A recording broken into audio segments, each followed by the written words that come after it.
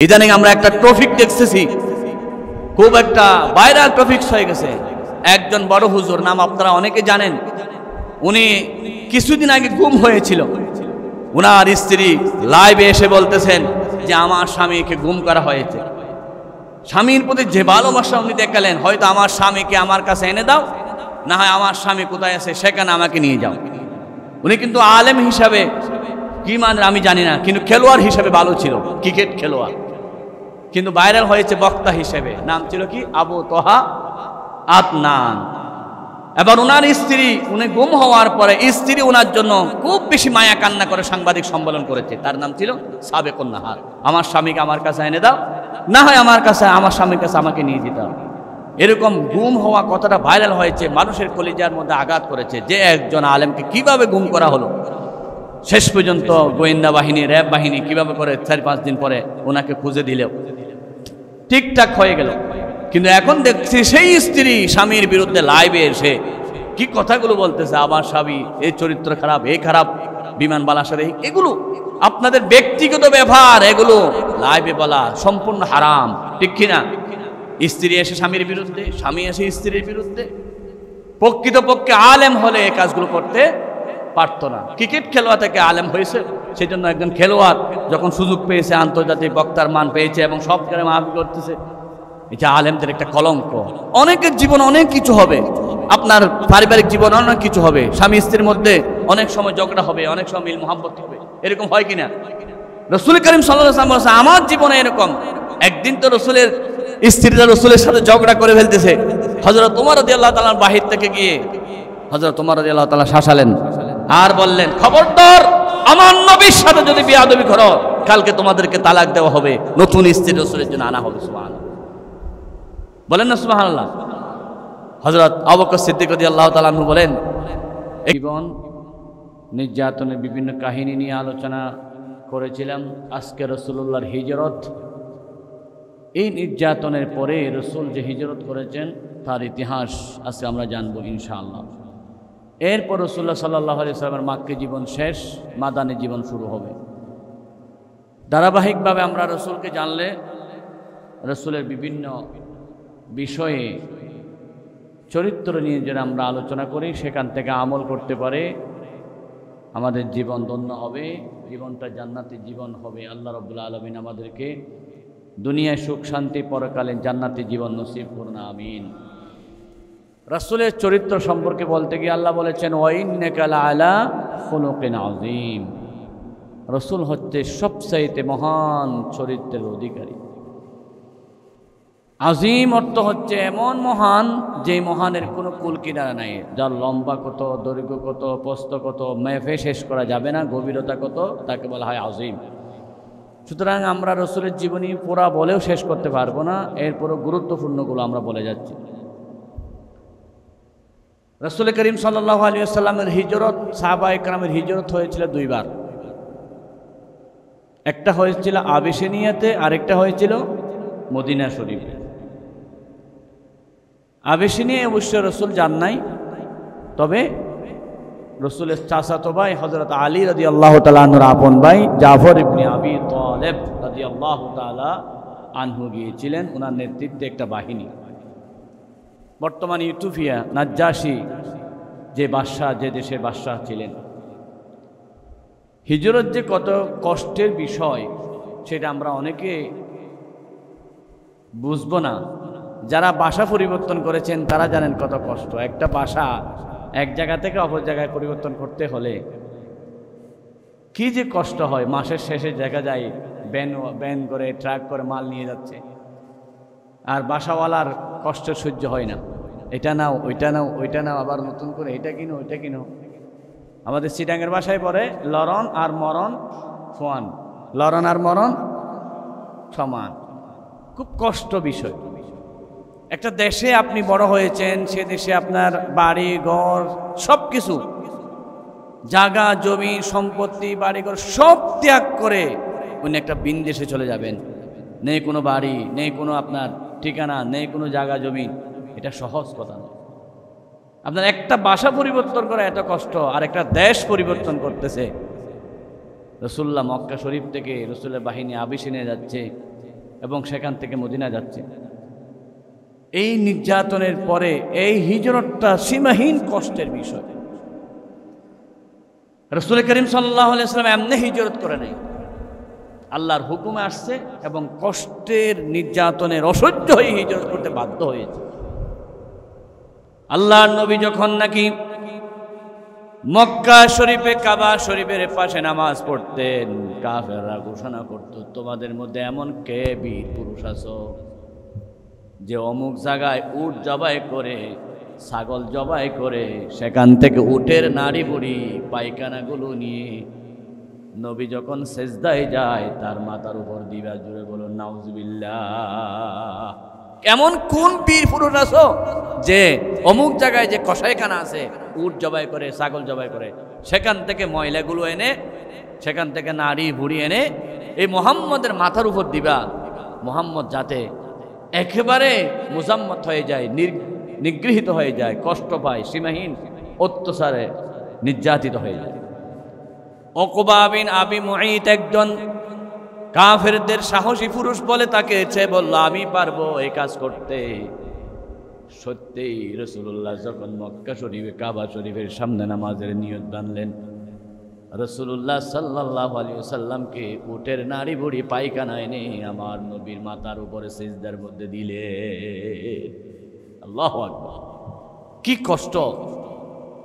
অন্যান্য সাহাবা একরাম বয়ে আসতে পারে না, শেষ পর্যন্ত রাসূলের আপন মেয়ে মা ফাতেমাতুজ জাহরা রাদিয়াল্লাহু তাআলা আনহা এসে কেঁদে কেঁদে উঠে নাড়ি বুড়োগুলো সরাইয়ে ফেললেন। আল্লাহ রাব্বুল আলামিনের নবীকে ওই কঠিন বিপদের সময় সহযোগিতা করার জন্য ফাতেমা হাজির হলেন। হযরত আবু বকর সিদ্দিক রাদিয়াল্লাহু তাআলা আনহু চিৎকার করে প্রতিবাদ জানালেন। কেমন অত্যাচারে অসহ্য হয়ে রাসূলুল্লাহ মক্কা ত্যাগ করে মদিনায় যেতে হয়েছে এটা বোঝাচ্ছি। সীমাহীন কষ্ট করেছেন দ্বীনের জন্য, ইসলামের জন্য। রাসূল করিম সাল্লাল্লাহু আলাইহি ওয়াসাল্লাম বললেন এবার তো এখানে থাকা যাবে না, যেখানে নামাজ পড়তে দিচ্ছে না।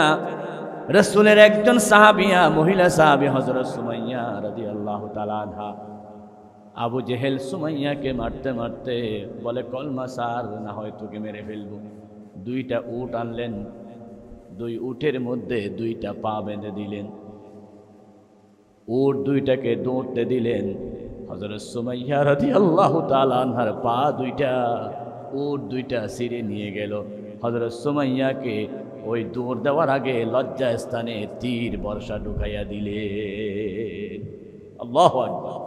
হযরত সুমাইয়া রাদিয়াল্লাহু তাআলা আনহা বলেন, আবু জেহেল রে, যত শক্তি আসে নির্যাতন করতে পারবা, রক্ত বের করতে পারবা, হাড্ডি মাংস বের করতে পারবা, কিন্তু এক মুহূর্তের জন্য ঈমান বের করা যাবে না।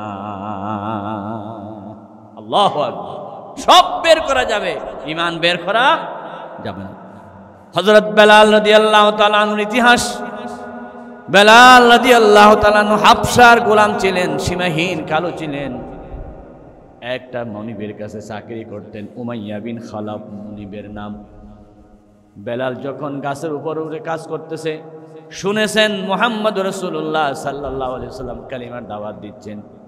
হযরত বেলাল এসে রাসূলের হাতে কালিমা পড়ে মুসলমান হয়ে গেলেন। লা ইলাহা ইল্লাল্লাহু মুহাম্মাদুর রাসূলুল্লাহ সাল্লাল্লাহু আলাইহি ওয়াসাল্লাম কালিমা পড়ে মুসলমান হয়ে যাওয়ার পরে মালিক উমাইয়া বিন খালাফ যখন জানতে পারলো কালেমা পড়েছে, নির্যাতন শুরু হয়ে গেল।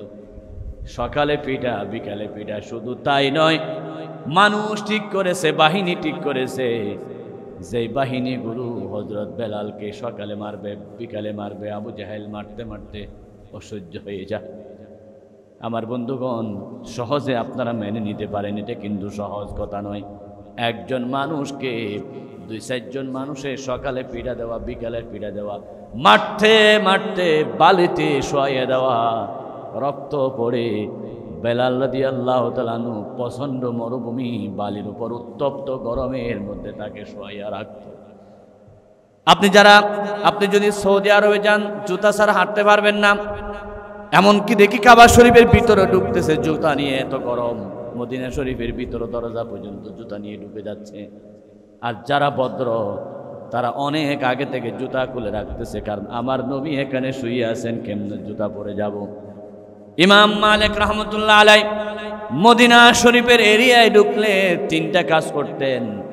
এক নাম্বার, মদিনা সীমানায় ঢুকার সাথে সাথে তিনি জুতা খুলে ফেলতেন, আল্লাহু আকবার। দুই নাম্বার, ইমাম মালিক রহমতুল্লাহ আলাই মদিনা সীমানায় ঢুকার সাথে সাথে উট থেকে নেমে যেতেন। তিন নাম্বার, মদিনা শরীফে ঢুকার সাথে সাথে পায়খানা প্রস্রাব বন্ধ করে দিতে। আল্লাহু আকবার। ছাত্ররা বলেন, হুজুর আপনি মদিনা শরীফে জুতা পরেন না কেন? বলে, আমি কেমনে জুতা পরবো যেখানে আমার রাসূল কদম রেখেছেন, সেখানে আমি বেয়াদবি করব কেমনে? জুতা পরে কেমনে যাব? আমার রাসূল যেখানে হাঁটেছেন, যেখানে নির্যাতিত হয়েছেন, সেখানে আমি পেশাব করতে গেলে আমার ভয় লাগে। আমি যেই জায়গায় পেশাব করতেছি সেই জায়গায় নূর নবীর কদম পড়েছে কিনা। আল্লাহু আকবার। তিনি উটের পিঠে চড়তেন না। আমার ভাইয়ের আল্লাহর কাছে তিনি কেঁদে কেঁদে দোয়া করলেন, আল্লাহ মদিনা শরীফে যতদিন থাকি ততদিন তুমি আমাকে প্রস্রাবের হাজাত দিও না। আমি মদিনা শরীফে প্রস্রাব করতে পারবো না। আমার দয়াল নবীর কদম রেখেছে সেই জায়গায় আমি প্রস্রাব কেমনে করব? নবীজি কোন জায়গায় কদম রেখেছে আমি জানি না, সেজন্য আমি প্রয়োজনে প্রস্রাব করব না। আল্লাহ তুমি আমাকে প্রস্রাবের বেগ কমাইয়া দাও। আল্লাহু আকবার। রাসূলের মুহাব্বত, রাসূলের ভালোবাসা। আর আমাদের ভালোবাসা শুধু রবিউল আউয়াল, পুরুস্থুল সবকিছু, কিন্তু বাকি 11 মাস আমরা রাসূলকে ভুলে যাই। রাসূল বিশ্ববাসীর জন্য 365 দিনের জন্য, সব সময়ের জন্য। সুবহানাল্লাহ। আমার ভাইয়েরা, প্রচন্ড গরম, জুতা ছাড়া হাঁটা যায় না। সেখানে বালুর উপর শোয়ায় রাখতেন বেলাল রাদিয়াল্লাহু তাআলা আনহুকে। বেলাল অসহ্য নির্যাতনে সীমাহীন কষ্ট পেতেন। ওই কষ্টের উপর সহ্য করতে করতে হযরত বেলালকে উত্তপ্ত মরুভূমি বালির উপর শোয়াইয়া দেওয়া হতো। এরপরও তাদের খিদা, তাদের মনে তৃপ্তি লাগে না। আগুনের উপর হযরত বেলাল রাদিয়াল্লাহু তাআলা আনহুকে শোয়াইয়া দিত। শরীর থেকে রক্ত পড়ে আগুন নিভে যেত। বেলাল রাদিয়াল্লাহু তাআলা আনহু হা করে চিৎকার করতে। আল্লাহু আকবার। একটা আপনি যদি চ্যালেঞ্জ করেন, একটা আঙ্গুল আগুনের মধ্যে কতক্ষণ রাখতে পারবেন? একটা আঙ্গুল, চুলার আগুন, চারাগার আগুন কতক্ষণ রাখতে পারবেন? 1 মিনিট 1 সেকেন্ড? সম্ভব নয়। কিন্তু যেটা অসম্ভব সেরকম কাজ করেছিল জাহেলি যুগে। রাসূলুল্লাহ সাল্লাল্লাহু আলাইহি ওয়াসাল্লামের কালিমা পড়ার অপরাধে এই কাফেররা বেলাল রাদিয়াল্লাহু তাআলা আনহুকে মারতে মারতে আগুনের উপর শোয়াইয়া রাখত। হযরত বেলাল রাদিয়াল্লাহু তাআলা আনহুর পিঠের মধ্যে গর্ত হয়ে গিয়েছিল। যখনই বেলাল গোসল করতেন, কেউ গর্তগুলো দেখে জিজ্ঞাসা করতো, বেলাল এত বড় গর্ত কেন? বলে, যে আগুনে শোয়াইয়া দিছো, আগুনের কয়লা আমার পিঠে ঢুকে গর্তর মতো হয়ে গিয়েছিল। মৃত্যু পর্যন্ত হযরত বেলালের পিঠে অসংখ্য গর্ত, শুধু নির্যাতনের কারণে। রাসূল করিম সাল্লাল্লাহু আলাইহি ওয়াসাল্লাম দেখে চোখের পানি রাখতে পারলেন না। আল্লাহর হাবিব আগুনের সামনে গিয়ে বলেন, আগুন, ইব্রাহিম নবীর উপর যেমনি ঠান্ডা হয়ে গিয়েছিল, আমার বেলালের উপরও তুমি ঠান্ডা হয়ে যাও। আল্লাহু আকবার। রাসূল করিম সাল্লাল্লাহু আলাইহি ওয়াসাল্লামের কথা বলার পর আগুন নিভে গেল। রাসূল চোখের পানি ফেলে বলেন, মক্কাতে এমন কে আছো আমার বেলালকে এই উমাইয়া বিন খালাফ থেকে, নির্যাতন থেকে মুক্ত করে দিতে পারবা? আবু বকর সিদ্দিক রাদিয়াল্লাহু তাআলা হাজির হলেন। হুজুর অনুমতি দেন, যত টাকা দিতে হয় সব দেব, এরপর বেলালকে মুক্ত করে দেব। যা দিতে হয় তা দিয়ে বেলালকে মুক্ত করে দিলেন হযরত আবু বকর রাদিয়াল্লাহু তাআলা আনহু। জুড়ে বলুন সুবহানাল্লাহ। দুনিয়ায় সাদাকত মে তেরা নাম রহেগা, सिद्दीक़ तेरा नाम से इस्लाम रहेगा, दुनियाए अदालत में तेरा नाम रहेगा, फारूक तेरा नाम से इस्लाम रहेगा। रसूलुल्लाह যখনই ঘোষণা দিতেন, আমার এমন কিছু টাকা পয়সা প্রয়োজন আমার বেলালকে মুক্ত করার জন্য, তখন এই বেলালকে মুক্ত করার জন্য আবু বকর হাজির হয়ে যেতেন। আমার নবী যেখানে সহযোগিতা চাইতেন সেখানে 1 নাম্বার আবু বকর সিদ্দিক হাজির হয়ে যেতে। আল্লাহু আকবার। সেজন্য রাসূল বলেন, দুনিয়াতে যদি আমি কাউকে বন্ধুরূপে গ্রহণ করতাম আমার আবু বকরকে গ্রহণ করতাম। আবু বকর আমার বিপদের সাথী, কঠিন সময়ের সাথী। হযরত বেলাল রাদিয়াল্লাহু তাআলা আনহুকে মুক্ত করার পর আল্লাহ রাসূল আবু বকরের উপর রাজি হয়ে গেলেন। জোরে বলুন আল্লাহু আকবার। ও আমার ভাইয়েরা, এই নির্যাতনের ইতিহাস শুনে অনেকের দিল নরম হয়ে গেছে, অনেকের মন নরম হয়ে গেছে, কিন্তু পাষাণ হৃদয় যারা, তারা বলে হুজুর এই নির্যাতন হয়েছে, কি হয়েছে? কিন্তু আমাদের দিল নরম। আল্লাহর কাছে দোয়া করি, আল্লাহ দিলটাকে নরম করে দাও। জোরে বলুন আমিন। যাদের দিল নরম, মনে করতে হবে তাদের জন্য জাহান্নামের দরজা, জান্নাতের দরজা খোলা। রাসূল করিম সাল্লাল্লাহু আলাইহি ওয়াসাল্লাম বাচ্চাদেরকে আদর করতেন। সাহাবী একজন গিয়ে বলেন, আকরা বিন হারিস, হুজুর আমার তো বাচ্চা আছে 10টা, আমি তো এত আদর করি না। তখন রাসূল বলেছেন, আল্লাহ যার প্রতি দয়া রেখেছেন, যার দিলটা নরম, আল্লাহ তার উপরে স্পেশাল রহমত নাজিল করে। সুবহানাল্লাহ। বেলালের কথা শোনার পরে, সুমাইয়ার কথা শোনার পরে আমাদের দিল নরম হলো নাকি শক্ত হলো?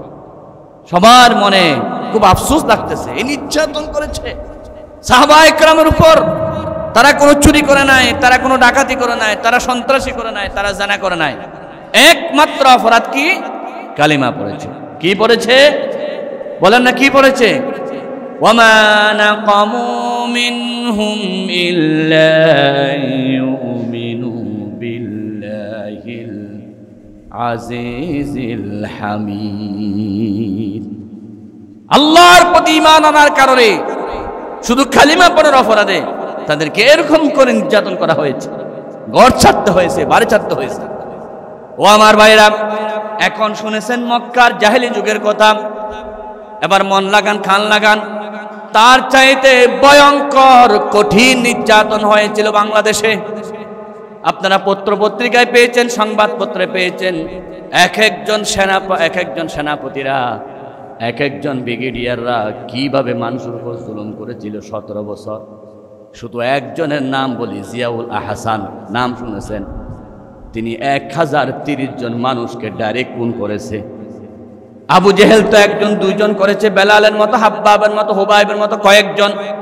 কিন্তু জিয়াউল আহসান এমন জঘন্যতম জানোয়ার, তিনি মানুষকে, ইলিয়াস আলীর মতো মানুষকে, সে তার মতের বিপরীত ছিল। হয়তো অন্য দল করত, সরকারি দল করত না। এমন লোকদেরকে সাগরে নিয়ে হাত পা বেঁধে নিজের হাতে অস্ত্র চলাইয়া মাথার ভিতর ঢুকাইয়া দিত। লোকেরা জিজ্ঞাসা করে, তুমি কেন দাও? বলে, মাথার মগজ আর রক্তগুলো যদি আমার হাতে না লাগে আমার কলিজা ঠান্ডা হয় না। কি পাষাণ হৃদয় দেখেছেন জিয়াউল হাসান। এখন গ্রেফতার হয়েছে, রিমান্ডে আসতেছে, ন্যায় বিচার শুরু হচ্ছে। জাহেলি যুগের হাজারো নির্যাতনকে এক্সিট করেছে, সীমাহীন আরো অতিরিক্ত করেছে এই 17 বছর জালেমের আমলে। বিভিন্ন মানুষকে মারতে মারতে মারতে মারতে মারতে মারতে আয়না করে, যে আয়নাঘর সূর্যের আলো দেখা যাচ্ছে না, চন্দ্রের আলো দেখা যেত না, যেখানে দরজা ছিল না, জানালা ছিল না, কিরকম অত্যাচার যে করেছে, কিরকম নির্যাতন যে করেছে। একজন বক্তা, আপনারা সবাই চেনেন, আমির হামজা নামক এক বক্তা, ওনাকে পাতা উপরে দিয়ে মাথা নিচে দিয়ে 11 ঘন্টা শুধু কোরআনের কথা বলেছে, আল্লাহ দ্বীনের কাজ করেছে। 11 ঘন্টা পা উপরে দিয়ে মাথা নিচে দিয়ে রেখেছে, এবং পুরুষাঙ্গের সাথে কারণে শট দিয়ে কষ্ট দিয়েছে। বেলাল, হাব্বাব, খুবাইব এরকম নির্যাতন হয় না যে নির্যাতন এই 17 বছর কোরআনের কর্মীদের উপর, ইসলামী আন্দোলন কর্মীদের উপর, আল্লাহর দ্বীনের কথা বলতো যাদের উপর এই নির্যাতন করা হয়েছে। পৃথিবীর ইতিহাসে কেউ মানে নিতে পারে না। এক একটা চিত্র বের হচ্ছে। আল্লাহু আকবার, আল্লাহু আকবার, আল্লাহু আকবার, আল্লাহু আকবার। একজন মানুষ যদি বলে, আমার কাছে মানুষের মগজ যদি হাতে না লাগে আমার ভালো লাগে না, রক্তগুলো গরম গরম না লাগলে আমার ভালো লাগে না। পেট থেকে নাড়ি বুড়ি বের করে সেখানে সিমেন্ট ঢুকাই দিত, এবং নদীর যারা অভিজ্ঞতা ছিল, জোয়ার কখন হবে, বাড়া কখন হবে, তাদের থেকে খবর নিত। যখন জোয়ার শেষ সময় লাশ মাথা গিয়ে ওই লাশকে সিমেন্টের বস্তার সাথে ফেলে দিত, ফেলে দিয়ে যে যাতে আবার বেশি উঠতে না পারে। এরকম একজন দুজন নয়, গাওনা মতে হিসাব মতে এই জিয়াউল হাসান একজনে 1030 জনকে হত্যা করেছে। জোরে বলো নাউজুবিল্লাহ। এটা মানুষ এখনো আছে বাংলাদেশে, এই মানুষগুলো একজন দুজন নয়, হাজার হাজার মানুষকে 17 বছর কি রকম যে খুন করেছে, পৃথিবীর কোন মানুষ বিবেক দিয়ে চিন্তা করে কুল পায় না। সেই রাসূলুল্লাহ যুগটা ছিল আইয়ামে জাহিলিয়া, আর এই 17 বছরটা ছিল আওয়ামে জাহিলিয়া। আইয়ামে জাহিলিয়ার চাইতে আওয়ামে জাহিলিয়া আরো সীমাহীন মারাত্মক ছিল। এগুলো না বললে আল্লাহর কাছে জবাব দিতে হবে। কিরকম যে অত্যাচার করেছে শুধু নামাজ পড়ার কারণে। নামাজের রুকুতে গেছে সেখানে গিয়ে গুলি, সিজদাতে গিয়ে সেখানে গিয়ে গুলি, সেখান থেকে রিমান্ডে দিয়েছে।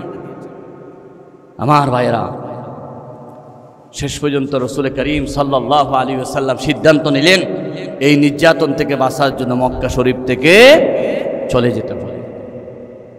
রাসূলুল্লাহ সাল্লাল্লাহু আলাইহি ওয়াসাল্লাম একটা বাহিনী তৈরি করলেন, তাদেরকে মক্কা থেকে আবেশিনিয়া পাঠাইয়া দিলেন। আবেশিনিয়া পাঠাইয়া দেওয়ার পরে মক্কার কাফের আবু জেহেল আবু লাহাব খবর নিল মুসলমানরা আবেশিনিয়া চলে গেছেন। আবেশিনিয়ার বাদশা ছিল খ্রিস্টান, তার নাম ছিল নাজ্জাশী।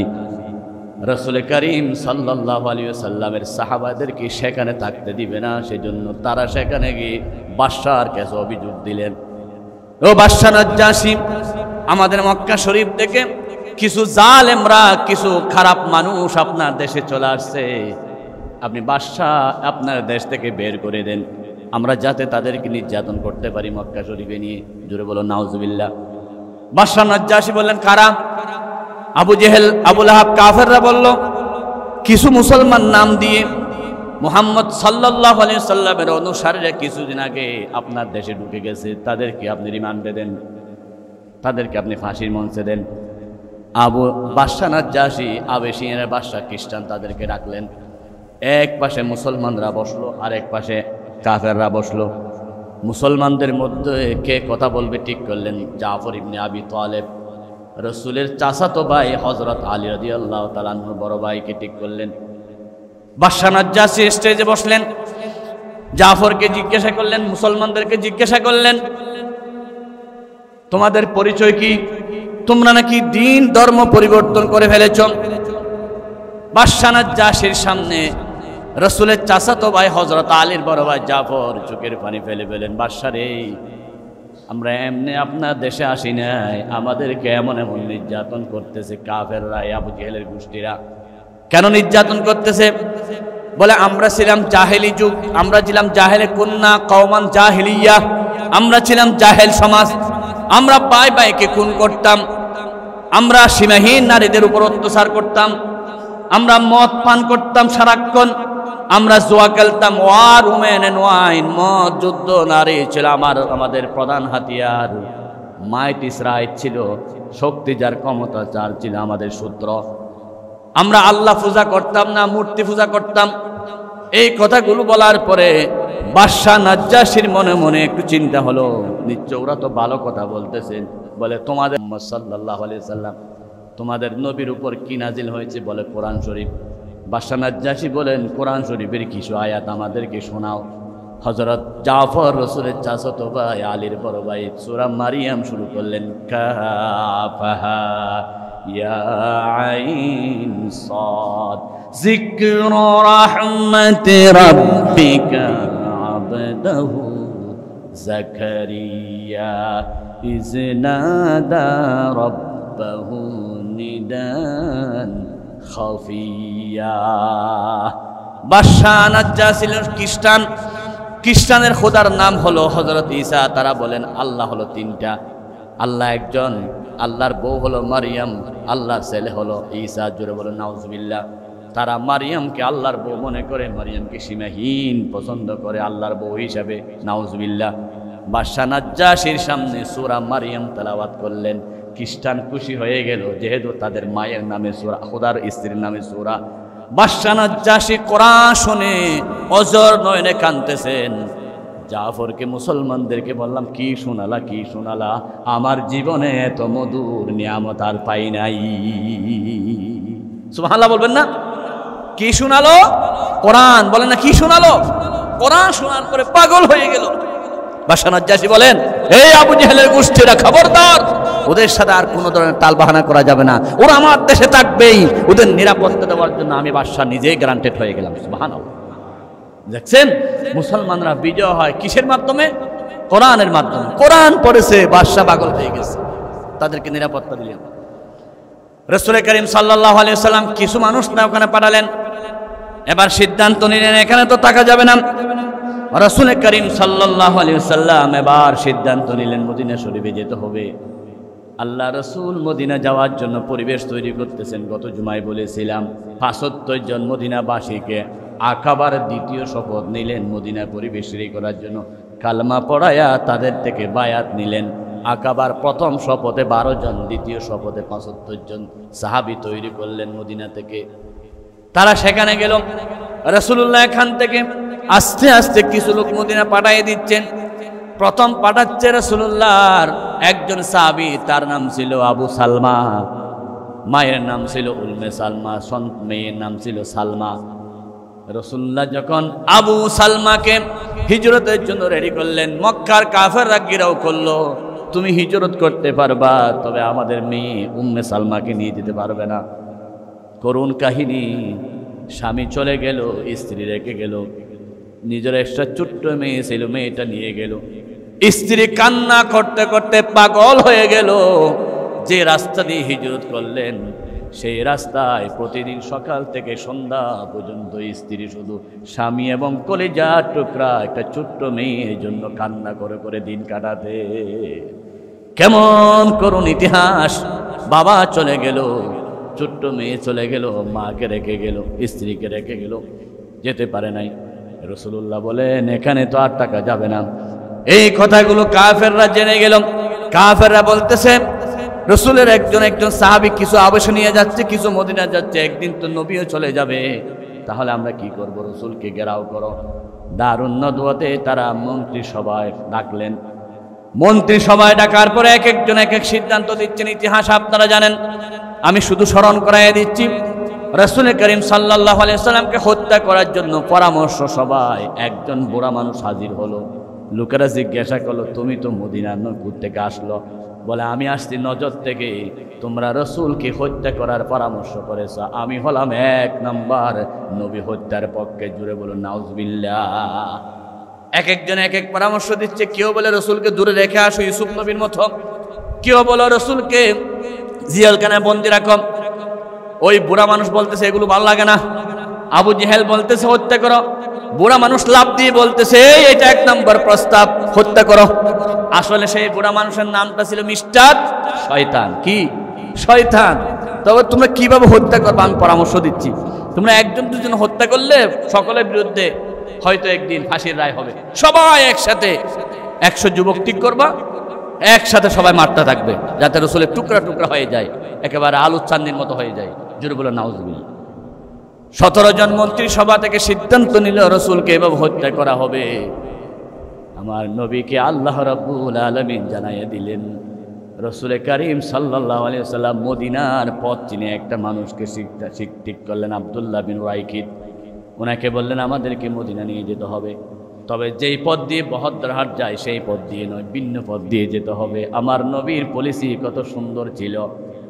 রাসূল করিম সাল্লাল্লাহু আলাইহি ওয়াসাল্লাম 2 নম্বর আবু বকরকে বললেন, আবু বকর মনে হয় মক্কা শরীফ থেকে চলে যেতে হবে। আবু বকরকে রেডি করলেন, আর আব্দুল্লাহ বিন রাইকিতকে রেডি করলেন পথ দেখানোর জন্য। নবীজি সিদ্ধান্ত নিয়ে রাত্রে ঘুমায়ে গেলেন। ওই জাফর যাকে আবশনিয়া পাঠালেন তার ভাই আলীকে রেডি করলেন। আলী রে, তোমার ভাই জাফর মদিনা আবশনিয়া গেছে, তোমাকে আমার এই কাজগুলো করতে হবে। বিছানায় আলীকে শোয়াইয়া দিলেন। গভীর রজনীতে কাফেররা ঢুকবে, তোমাকে আমার বিছানায় পেয়ে মারতে চাইবে। আলী ভয় পেও না, তোমাকে মেরে ফেলতে পারবে না। তুমি কিছুদিন পরে গিয়ে আমি রাসূলুল্লাহর সাথে মদিনায় দেখা করবা। সুবহানাল্লাহ। হযরত আলী বলেন, আমি জানি নিশ্চিত আমাকে মারতে পারবে না, কারণ নবীর জবান দিয়ে আমার হায়াতের গ্যারান্টি হয়ে গেছে। আল্লাহু আকবার। আলীজি বিছানায় শুয়ে গেলেন।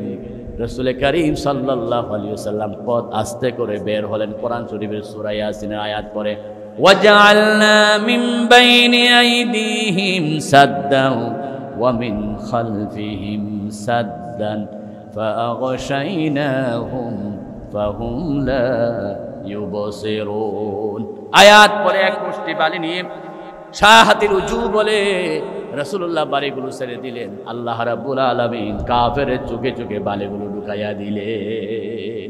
কাফেররা চোখ কসালতেছে, আমার নবী চলে যাচ্ছে।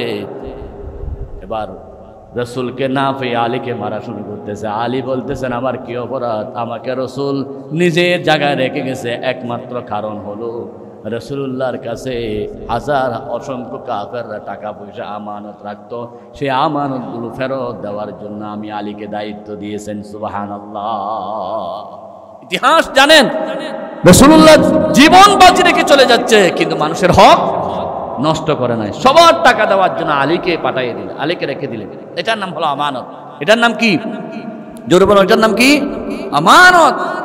যার কাছে আমানত ঠিক থাকে তার কাছে সব ঠিক। রাসূল বলেছেন, লা ঈমান লিমান লা আমানাত আলাহ। যার কাছে আমানত নাই তার কাছে ঈমান নাই। বলেন, যার কাছে আমানত নাই তার কাছে কি নাই? ঈমানত নাই, ঈমান নাই। আমানত একটা হলো সম্পদ, সম্পদ হলো আমানত।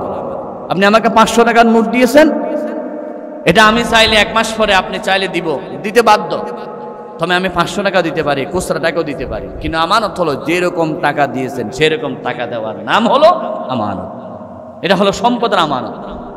আজকে আমার দেশে আমানত বুঝে না। আমানত না বুঝার কারণে সবগুলো এলোমেলো হয়ে যাচ্ছে। আল্লাহর হাবিব বলেছেন, তোমাকে যখন তোমার ভাইয়ে কথা বলে, কোনো এক ভাই অপর ভাইকে কথা বলার পরে এদিক সেই দিক তাকাই, আছে কিনা কথা বলার সাথে কেউ শুনতেছে কিনা, ডানে কেউ আছে কিনা, বামে কি আছে কিনা। ইলতাফাতা, হাদিস শব্দ হচ্ছে ইলতাফাতা বহি আমানাতুন। কথা বলার পরে কেউ যদি এদিক সেদিক তাকায়, এটাও আমানত। এই কথাটা অন্যজনকে প্রচার করা যাবে না। আল্লাহর হাবিব বলে, স্বামী স্ত্রীর মধ্যে গোপন অনেক কথা হয়ে যায়, এগুলো আমানত। যে স্ত্রী সকালবেলা স্বামীর কথাগুলো অন্যজনের কাছে প্রকাশ করে, সেই স্ত্রী জাহান্নামী। জোরে বলো নাউজুবিল্লাহ। ইদানিং আমরা একটা টপিক দেখতেছি, খুব একটা ভাইরাল টপিক হয়ে গেছে। একজন বড় হুজুর, নাম আপনারা অনেকে জানেন, উনি কিছুদিন আগে গুম হয়েছিল। উনার স্ত্রী লাইভে এসে বলতেছেন যে আমার স্বামীকে গুম করা হয়েছে। স্বামীর প্রতি যে ভালোবাসা উনি দেখালেন, হয়তো আমার স্বামীকে আমার কাছে এনে দাও, না হয় আমার স্বামী কোথায় আছে সেখানে আমাকে নিয়ে যাও। উনি কিন্তু আলেম হিসাবে কি মানে আমি জানি না, কিন্তু খেলোয়াড় হিসাবে ভালো ছিল, ক্রিকেট খেলোয়াড়। কিন্তু ভাইরাল হয়েছে বক্তা হিসেবে। নাম ছিল কি? আবু তোহা আদনান। এবার ওনার স্ত্রী, উনি গুম হওয়ার পরে স্ত্রী ওনার জন্য খুব বেশি মায়া কান্না করে সাংবাদিক সম্মেলন করেছে। তার নাম ছিল সাবেকুন নাহার। আমার স্বামীকে আমার কাছে এনে দাও, না হয় আমার কাছে, আমার স্বামীর কাছে আমাকে নিয়ে যেতে হবে। এরকম গুম হওয়া কথাটা ভাইরাল হয়েছে, মানুষের কলিজার মধ্যে আঘাত করেছে যে একজন আলেমকে কিভাবে গুম করা হলো। শেষ পর্যন্ত গোয়েন্দা বাহিনী, র্যাব বাহিনী কিভাবে করে 4-5 দিন পরে ওনাকে খুঁজে দিলেও ঠিকঠাক হয়ে গেল। কিন্তু এখন দেখছি সেই স্ত্রী স্বামীর বিরুদ্ধে লাইভে এসে কি কথাগুলো বলতেছে, আমার স্বামী এই চরিত্র খারাপ, এই খারাপ, বিমান বালার সাথে, এগুলো আপনাদের ব্যক্তিগত ব্যাপার, এগুলো লাইভে বলা সম্পূর্ণ হারাম, ঠিক কিনা? স্ত্রী এসে স্বামীর বিরুদ্ধে, স্বামী এসে স্ত্রীর বিরুদ্ধে। প্রকৃতপক্ষে আলেম হলে এই কাজগুলো করতে পারত না। ক্রিকেট খেলোয়াড় থেকে আলেম হয়েছে, সেই জন্য একজন খেলোয়াড় যখন সুযোগ পেয়েছে, আন্তর্জাতিক বক্তার মান পেয়েছে এবং সব জায়গায় মাহফিল করতেছে, এটা আলেমদের একটা কলঙ্ক। অনেকের জীবন অনেক কিছু হবে, আপনার পারিবারিক জীবন অনেক কিছু হবে, স্বামী স্ত্রীর মধ্যে অনেক সময় ঝগড়া হবে, অনেক সময় মিল মোহাব্বত হবে। এরকম হয় কিনা? রাসূল করিম সাল্লাল্লাহু আলাইহি ওয়াসাল্লাম বলেছেন, আমার জীবনে এরকম একদিন তো রসুলের স্ত্রীরা রসুলের সাথে ঝগড়া করে ফেলতেছে। হযরত ওমর রাদিয়াল্লাহু তাআলা বাহির থেকে গিয়ে হযরত ওমর রাদিয়াল্লাহু তাআলা শাসালেন আর বললেন, খবরদার আমার নবীর সাথে যদি বেয়াদবি করো, কালকে তোমাদেরকে তালাক দেওয়া হবে, নতুন স্ত্রী রসুলের জন্য আনা হবে। সুবহানাল্লাহ, বলেন না সুবহানাল্লাহ। হযরত আবু বকর সিদ্দিক রাদিয়াল্লাহু তাআলা আনহু বলেন, একদিন আমি ঘরে ঢুকতেছি, দেখি আবু বকর, রসুল আর আয়েশা সিদ্দিকার মধ্যে একটু ঝগড়া চলতেছে, কথা কাটাকাটি চলতেছে। এমন সময় আবু বকর সিদ্দিক রাদিয়াল্লাহু তাআলা আনহু রেগে গেলেন, তুমি রসুলের সাথে এরকম গরম করে কথা বলো। আবু বকর রসুলকে থাপ্পড় দিতে চাইলেন, আল্লাহ রসুল আবু বকর হাতটা ধরে ফেললেন, না থাপ্পড় দিও না। আবু বকর চলে যাওয়ার পর আয়েশাকে বলে, আয়েশা দেখছো তোমাকে কিভাবে বাঁচাইছি তোমার আব্বার মায়ের থেকে, সুতরাং তুমি আমার সাথে বেয়াদবি করিও না, খবরদার। এটা বেয়াদবি নয়, এটা হচ্ছে স্বামী স্ত্রীর মধ্যে মিল মহাব্বত। সবসময় যদি শান্তি থাকে ভালোবাসা হয় না, মাঝে মধ্যে একটু গরম, একটু ঠান্ডা, একটু এইটা তো স্বাভাবিক হবেই, কিন্তু এটা লাইভে এসে বলার কোনো দরকার আছে? স্বামী স্ত্রীর মধ্যে কি হচ্ছে না হচ্ছে এটা লাইভের ব্যাপার কি? ফেসবুক মানে পার্সোনাল ফেসবুক মানে কি আপনার পার্সোনাল ব্যক্তিগত ব্যাপার। সেখানে আপনি কেন সমাজের কাছে হেয় হওয়ার জন্য এগুলো সামাজিকতা কেন এখানে দিচ্ছেন? সমাজ স্ত্রীর হচ্ছে পার্সোনাল ব্যাপার, এটাকে কেন আপনি জাতির সামনে একজন অপরজনের বিরুদ্ধে বলবেন, এগুলো নিয়ে জাতির সামনে উপহাস করবেন? এটা সম্পূর্ণ হারাম। রাসূল বলেছেন স্ত্রীর কাছে স্বামী আমানত, স্বামীর কাছে স্ত্রী আমানত। হুন্না লিবাসুল লাকুম ওয়া আনতুম লিবাসুল লাহুন্না, তোমরা একজন অপরজন পোশাকের মতো। পোশাক মানে শরীরের মধ্যে যেমন নাকি কোনো দাগ থাকলে পোশাকে ঢেকে রাখে, স্ত্রীর মধ্যে কোনো দোষ থাকলে স্বামী ঢেকে রাখো, স্বামীর মধ্যে কোনো দোষ থাকলে স্ত্রী ঢেকে রাখো। সুবহানাল্লাহ। এই জন্য আল্লাহ পোশাকের সাথে দিয়েছেন। আমার ভাইয়েরা, সম্পদ, রাষ্ট্রীয় সম্পদ হলো দেশের আমানত। হযরত ওমর রাদিয়াল্লাহু তাআলা আনহু যখন প্রেসিডেন্ট ছিলেন, ওমর রাদিয়াল্লাহু তাআলা আনহু তিনি রাতের এরকম আলো জ্বালাইয়া কাজ করতেছেন, সরকারি কাজ। কোন মানুষ যদি ওমরের সাথে দেখা করতে যেতেন, ওমর বলতেন তুমি কি ব্যক্তিগত কথা বলবা নাকি সরকারি দেশের কথা বলবা? বলেন ব্যক্তিগত। হযরত ওমর কেমন আমানত চিনতেন, আস্তে করে বাতি নিভাইয়া দিতেন। লোকেরা আশ্চর্য হয়ে যেত, আমরা আসছি বাতি জ্বালাবেন, নিভাইয়া দিচ্ছেন কেন? ওমর রাদিয়াল্লাহু তাআলা আনহু ব্যাগ থেকে আরেকটা বাতি জ্বালাতেন, বলে এতক্ষণ যেটা চলছিল এটা সরকারি বাতির আলো দিয়ে আমি ব্যক্তিগত কথা বলতে পারি না। এমন যদি হতো আমার দেশের শাসক হয়তো আবু বকরের মতো হতো, ওমরেরই মতো। এরকম আমানতদার যদি মেম্বার, চেয়ারম্যান, এমপি, মন্ত্রী হয়, দেশে কি কোনো দুর্নীতি হবে? বলেন দুর্নীতি হবে? সেজন্য বলা হয় সৎ লোকের শাসন, ভালো মানুষের শাসন, আমানতদার মানুষের শাসন লাগবে।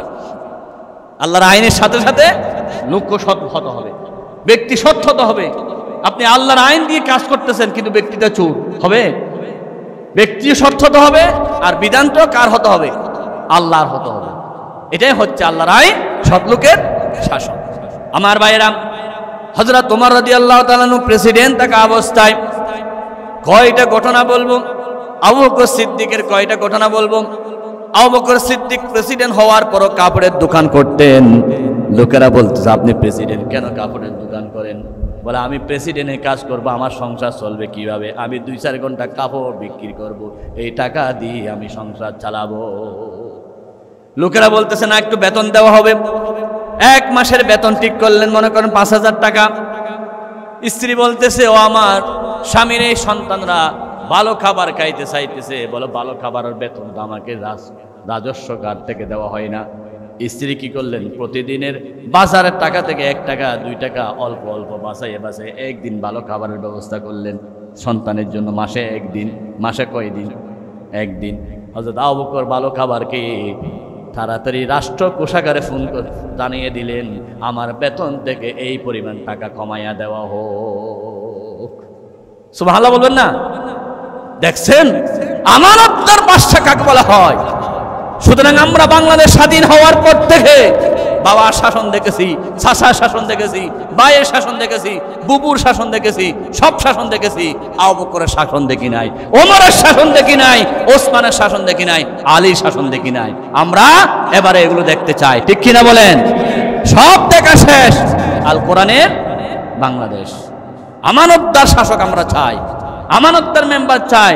আবু বকর, ওমর, ওসমান, আলীর মতো আমানতদার যদি একজন হয়, পুরা দেশটা হয়ে যাবে সোনার মদিনার মতো, সোনার বাংলাদেশ। সুবহানাল্লাহ বলেন। রাসূল করিম সাল্লাল্লাহু আলাইহি ওয়াসাল্লাম মক্কা থেকে যাওয়ার সময়, মদিনা শরীফ যাওয়ার সময় আলীকে ঠিক করলেন আমানত ঠিক করার জন্য। কি ঠিক করার জন্য? আমানত দিয়ে দেওয়ার জন্য। আল্লাহর হাবিব চলে গেলেন মিসফালা দিয়ে, খেদোয়া দিয়ে। রাসূলুল্লাহ সাল্লাল্লাহু আলাইহি ওয়াসাল্লাম জাবালুস সূরে উঠলেন। ইতিহাস আপনারা জানেন, আমার নবীর জাবালুস সূরে উঠে আবু বকরকে সাথে নিয়ে গেলেন, আর কাফের রাসূলকে ঘেরাও করলেন, সেখানে উঠে গেলেন। আবু বকর বলতেছেন হুজুর ওই যে দেখা যাচ্ছে আবু জেহেল, আবুল হাবারের পায়ে কোন তো মেরে ফেলবে। আল্লাহর হাবিব বলেন লা তাহজান ইন্নাল্লাহ ইন্নাল্লাহা মা'ানা, ভয় পেও না আবু বকর, আমরা দুইজন নই, আল্লাহ আমাদের সাথে আছে। জোরে বলেন আল্লাহু আকবার। নবী করিম সাল্লাল্লাহু আলাইহি ওয়াসাল্লাম সেখানে 3 দিন থাকার পরে নামলেন। যাওয়ার পরে রাসূলুল্লাহ রাস্তা দিয়ে যাচ্ছেন, খিদার যন্ত্রণা অসহ্য হয়ে যাচ্ছেন। একদিন দুদিন নয়, কোনো খাবার নাই 3-4 দিন পর্যন্ত। নবীজি মদিনার রাস্তা যাওয়ার সময় একজন মহিলার ঘর, উম্মে মা'বাদ নামক সেই মহিলার ঘর, মহিলা হিসাবে যান নাই, একটা ঘর দেখেছেন, সেখানে বসলেন। বসে বলতেছে, এই ঘরে কেউ আছে নাকি? মহিলা ভিতর থেকে বলে, আমি আছি। বলে, তোমার ঘরে কোনো ছাগল আছে নাকি? বলে, সব ছাগল তো আমার স্বামী নিয়ে গেছে, কোনো ছাগল নাই। রাসূলুল্লাহ একটা ছাগল দেখলেন, খুব দুর্বল, মাত্র ছাগলের বাচ্চা। রাসূল বলেন, অনুমতি দাও, এই ছাগল থেকে আমি দুধ দহন করি। ঘরের মালিক বলতেছে, এটা তো দুধ দেওয়ার মতো ছাগল নয়, মাত্র অল্প বয়সে 3 মাস 4 মাস হয়েছে, এটা পা ভাঙ্গা, এটা দিয়ে দুধ বের হবে না। আমার নয়, বলেন অনুমতি দেন। অনুমতি দেওয়ার সাথে সাথে রাসূলুল্লাহ ছাগলের ওলানে হাত দেওয়ার সাথে সাথে এত বেশি দুধ পড়তেছে, ঘরের মালিক বলতেছে, আমি আমার জীবনে দেখি নাই 3 মাসের বাচ্চার ছাগল থেকে 10 কেজির মতো দুধ বের হয়েছে। আসলে এটা দুধ ছিল না, এটা ছিল রাসূলুল্লাহর মুআজিজা। সুবহানাল্লাহ বলেন। রাসূল গেলেন, আবু বকরকে খাওয়ালেন, ঘরের মালিককে খাওয়ালেন, আর বলতেছে, তোমার স্বামী আসলে খাওয়া দিবা। রাসূলুল্লাহ সাল্লাল্লাহু আলাইহি ওয়াসাল্লাম যাওয়ার পরে স্বামী আসলেন। স্বামী দুধের সুঘ্রাণ দেখে দুধগুলো খেয়ে এত কলিজা ঠান্ডা হয়ে গেল। স্বামী বলতেছে, আমি অনেকদিন শুনতেছি মুহাম্মদ নামক একজন, নিশ্চয় মুহাম্মদ মনে হয় আমার ঘরে আসছে। আমি যদি মুহাম্মদকে পেতাম, কালিমা পড়ে মুসলমান হয়ে যেতাম। আল্লাহু আকবার। রাসূল করিম সাল্লাল্লাহু আলাইহি ওয়াসাল্লাম মুআজিজা দেখালেন। আল্লাহর হাবিব সেখান থেকে মদিনা শরীফে যেতে যেতে, আমার বন্ধুগণ, মদিনায় সীমানায় যখন ঢুকলেন, কাফেররা চিৎকার মারল, তালা আল বদর, মুসলমানরা চিৎকার মারল, তালা আল বদর আলাইনা মিন সানিয়াতিল বিদাই ওয়াজাবা শুকরু আলাইনা মা দাআ লিল্লাহি দাই। রাসূল করিম সাল্লাল্লাহু আলাইহি ওয়াসাল্লামকে তারা বরণ করে নিলেন। মদিনা শরীফে আবার নবী যাওয়ার পরে সর্বপ্রথম যে কাজ করেছেন সেটা হলো মদিনা শরীফের কাফের, ইহুদি, খ্রিস্টান, মুসলমান সবাইকে নিয়ে ঐক্যবদ্ধ করে মদিনার সনদ গ্রহণ করেছে। বলেন না সুবহানাল্লাহ। মদিনা শরীফে ঐক্যবদ্ধ করেছেন রাসূলুল্লাহ সাল্লাল্লাহু আলাইহি ওয়াসাল্লাম, সেটার নাম কি? মদিনার সনদ। একটা দেশকে গঠন করার জন্য ঐক্যবদ্ধতা দরকার। আজকে যারা বাংলাদেশে ঐক্যের বিরুদ্ধে কথা বলে, তারা বড় মুফতি হলো, মুহাদ্দিস হলো, তারা হচ্ছে জনগণের দুশমন। ঠিক কিনা বলেন? ঐক্যের বিরুদ্ধে কথা বলা যাবে না। আকীদা খারাপ, অমুক খারাপ, এগুলো হচ্ছে খ্রিস্টানদের পক্ষে দালালি করা। কেন তুমি ঐক্যের বিরুদ্ধে কথা বলো? আমার ভাইয়েরা, রাসূলুল্লাহ সাল্লাল্লাহু আলাইহি ওয়াসাল্লাম যেখানে ইহুদি খ্রিস্টান সবাইকে নিয়ে ঐক্য করেছেন, সেটার নাম কি? মদিনার সনদ। বলেন না কি? রাসূল যদি মদিনার সনদ করতে পারেন ইহুদিকে নিয়ে, খ্রিস্টানকে নিয়ে এবং কাফেরদেরকে নিয়ে, আর আমরা যদি বলি ওনাদের আকীদা খারাপ, ওনাদের সাথে মিলানো যাবে না, মনে করতে হবে তুমি নিশ্চয় ইহুদিদের দালালি করতেছো। ঠিক কিনা? ঐক্য যদি নষ্ট হয়ে যায়, দেশে ইসলাম কায়েম হবে না, দেশে আল্লাহর কোরআন কায়েম হবে না, দেশে দ্বীন কায়েম হবে না। সেজন্য যত বড় মুফতি হোক, মুহাদ্দিস হোক, মুফাসসির হোক, ঐক্যের বিরুদ্ধে কথা বলা মানে সে বড় দালাল। ঐক্যের বিরুদ্ধে কথা বলা যাবে না। আপনার টুপি গোল হতে পারে, লম্বা হতে পারে, টুপি কাপড়ের হতে পারে, টুপি রঙিন হতে পারে, পাঞ্জাবি এক একদিন এক এক রকম হতে পারে, কিন্তু নামাজ টুপি ছাড়াও তো নামাজ হবে না ভাই? কার টুপি কি রকম এটা নিয়ে আমি ভেদাভেদ করে লাভটা কি? টুপি ছাড়াও তো নামাজ হবে ভাই। আর আপনার টুপি থাকবে, মাথা থাকলে না। আপনি যদি ঐক্যবদ্ধ হয়ে দিন কায়েম না করেন, 17 বছর জালেমের শাসন দাবা শুরু হয়, মাথা পর্যন্ত থাকবে না। টুপি দিবেন কোথায়? টুপি দিবেন কোথায়? আপনার মাথা থাকবে না। হাত উপরে তোলা, হাত নিচে নামা, হাত থাকলেই তো। কিন্তু জালেম যদি ক্ষমতায় যায়, আপনার হাতেই তো থাকবে না। আপনার হাত তো শেষ করে দিবি, আপনার মাথা শেষ করে দিবি, আপনার শরীর শেষ করে দিবে। সুতরাং ইকামতের দ্বীনের জন্য সবাইকে ঐক্যবদ্ধ হতে হবে। কার আকীদা খারাপ, কার মিলাদ পড়ে, কে মযহাব খারাপ, এগুলো বাদ দেন। আমার নবী শিক্ষা দিয়ে গেছেন, আমি আকীদা দেখি নাই, আমি ইহুদি খ্রিস্টান দেখি নাই, আমাকে মদিনা রক্ষা করতে হলে মদিনার সনদ গ্রহণ করতে হবে। মদিনার সনদের আলোকে আজকে বাংলাদেশে দ্বীন কায়েম করার জন্য সবাইকে ঐক্যবদ্ধ হতে হবে। ঐক্যবদ্ধ হওয়া নফল নয়, সুন্নত নয়, ওয়াজিব নয়, এটা হচ্ছে ফরজ আইন। ঠিক কিনা বলেন? আজকে ছাত্ররা বুঝতেছে ঐক্যের কি লাভ, আজকে বুঝতেছে আমার বন্ধুগণ, ঢাকা বিশ্ববিদ্যালয়ের ছাত্ররা বুঝছে, চট্টগ্রাম বিশ্ববিদ্যালয়ের ছাত্র বুঝছে, কালকে রাজশাহী বিশ্ববিদ্যালয়ের ছাত্ররা বুঝছে। আমরা যদি নিরাপদে থাকতে চাই তাহলে কোরআনওয়ালা হাদিসওয়ালার পক্ষে আমাদেরকে নেতৃত্ব দিতে হবে, ঠিক কিনা? না হয় আমরা এই বিশ্ববিদ্যালয়ে শান্তি থাকতে পারবো না। যে জাহাঙ্গীরনগর বিশ্ববিদ্যালয়ে একজন ছাত্র 100 জনকে জানা করে মিষ্টি খাওয়াইতো, সেই জাহাঙ্গীরনগর বিশ্ববিদ্যালয়ে এখন নামাজের চর্চা হচ্ছে, এখন কোরআনের চর্চা হচ্ছে, যখন ইসলামওয়ালারা দায়িত্ব পেল। সুবহানাল্লাহ। এখন সব বিশ্ববিদ্যালয় ছাত্রছাত্রী বলে, বিধর্মীরা পর্যন্ত বলতেছে আমাদের ক্যাম্পাসটাকে যদি নিরাপদ রাখতে চায় আমাদেরকে এখন আকীদার কথা ভাবা যাবে না, আমাদেরকে সন্ত্রাসীর হাতে নেতৃত্ব দেওয়া যাবে না, যারা বেনামাজি তাদের নেতৃত্ব আর রাজশাহী বিশ্ববিদ্যালয় চলবে না, চট্টগ্রাম বিশ্ববিদ্যালয় চলবে না। আজকে সবাই ঐক্যবদ্ধ হয়ে নামাজের হাতে নেতৃত্ব দেওয়ার জন্য। সুতরাং আমাদেরকে ঐক্য হতে হবে। বাইরান সব বলে যান, আকীদার কথা বলে যান, অমুকের কথা বলে যান। হ্যাঁ, যার দুষ্টা খারাপ আছে, খারাপ দুষওয়ালা মানুষ তো আছে, তাকে ডেকে বলেন তোমার এই দুষ্টা ঠিক করো, তোমার এই ভুলটা ঠিক করো, তোমার এই ভুলের কারণে হয়তো আমাদের মধ্যে একটু কষ্ট হচ্ছে। হ্যাঁ, অবশ্যই বলে দেন, ভুলটা ধরাইয়া দেন, ঠিক আছে, কিন্তু এটা লাইভে নয়, এটা ব্যক্তিগত ভুল, ব্যক্তিগতভাবে ডাকেন। যার সামাজিক ভুল সামাজিকভাবে শুদ্ধ করা দরকার। আমি ছোট্ট মানুষ হিসাবে আমি আমার সকল ভাইদেরকে পরামর্শ দিচ্ছি, রাসূলুল্লাহ মদিনা সনদের আলোকে আমাদেরকে ঐক্যবদ্ধ হতে হবে। ঐক্যবদ্ধ হওয়া ছাড়া দেশে দিন কায়েম হবে না। যদি ঐক্যবদ্ধ হতে না পারি, এমন আবার জুলুম আবার কায়েম হবে। 17 বছরের জুলুম এখন 34 বছর হয়ে যাবে, আর বাংলাদেশের সূর্যের স্বাধীনতার সূর্য, কোরআনের সূর্য আসলে দেখা সম্ভব হবে না। রাসূলুল্লাহর মক্কি জীবনের, হিজরতের জীবন থেকে, মদিনার সনদ থেকে আল্লাহ আমাদেরকে শিক্ষা গ্রহণ করার তৌফিক দান করুন। হাযা মা ইনদা ওয়াল ইলমু ইনদাল্লাহ, মা তৌফিক ইল্লা বিল্লাহ। আসসালামু আলাইকুম ওয়া রাহমাতুল্লাহ। IUB media